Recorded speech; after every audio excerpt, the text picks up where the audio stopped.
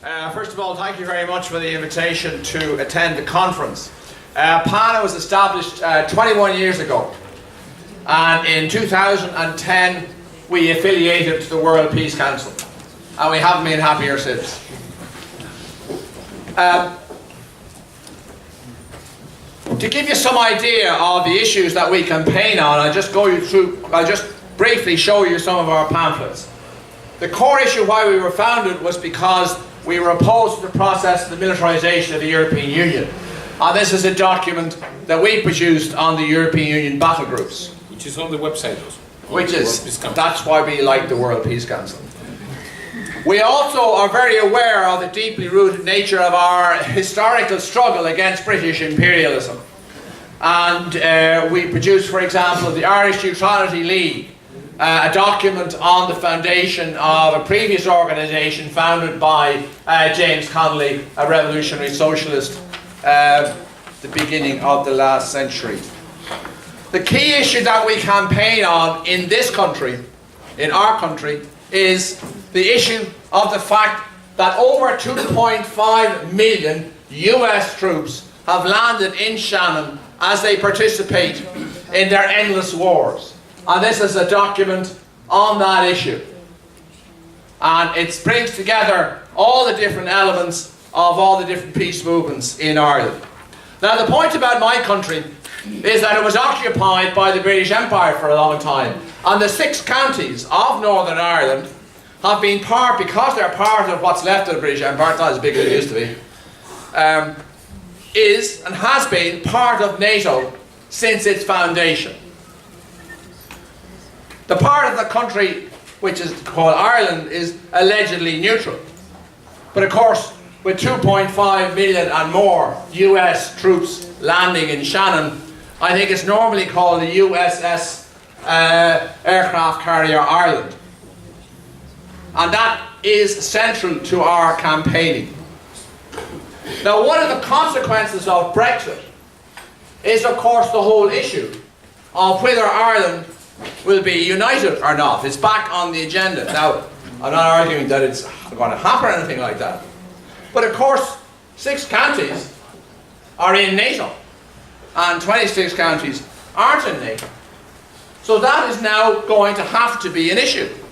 Because if you want a united Ireland, is a united Ireland going to be all in NATO, or is it not all going to be in NATO? You can't have, unless you're in Cyprus, I suppose, you can have a bit that's occupied by Turkey that's in NATO and the other bit isn't. But nevertheless, this is now going to become an issue in our politics. Another issue which affects us again because of the fact that 6 counties are part of Britain is the election that is taking place in that country. Now, after the after that horrific terrorist attack in Manchester, it's not possible to know what is going to happen.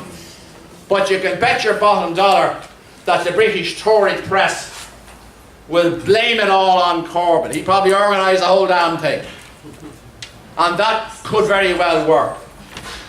So, because what was happening in the elections was that Corbyn's support was growing and the Tory vote was going down. And they're going to try and use that terrorist effort to try and reverse that trend again. I'm not quite convinced it's worked. Trying to win votes in the back of dead children doesn't always work, and might not work with them this time around. Now, the reason obviously the other way is that we have a good relationship with British CND. We have a very good relationship with CND in Scotland and CND Cymru. We have particularly good relationships with peace movements in that area, even though none of them are actually affiliated to the World Peace Council. And that's a useful connection to have. And you should know as well that the last time Corbyn visited the Republic of Ireland was as a consequence of an invitation to him to attend the International Peace Conference at Shannon Airport by the Peace and Neutrality Alliance. So we have good personal contacts there as well. Now,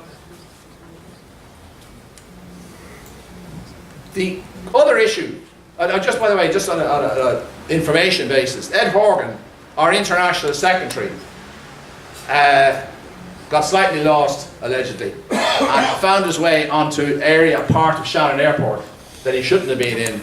So he now will be put on trial for protesting, essentially protesting against these 2.53 million US troops landing in Shannon Airport. So that continuing struggle is happening, not just with pamphlets, but with other activities as well. Now, I'm going to conclude with this sort of thing. Like, you know, NATO needs war like Dracula needs blood. And you know the way Dracula's desire for blood was perpetual. I mean, it was eternal. Well, NATO is just the same. Its desire for war is perpetual. It invents wars just to make certain the arms industry gets more weapons produced. And what it needs is a stake smashed through its heart.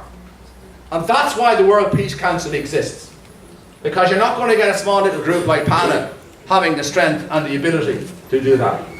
It needs to be part of an anti-imperialist international organisation. So thanks for the invitation.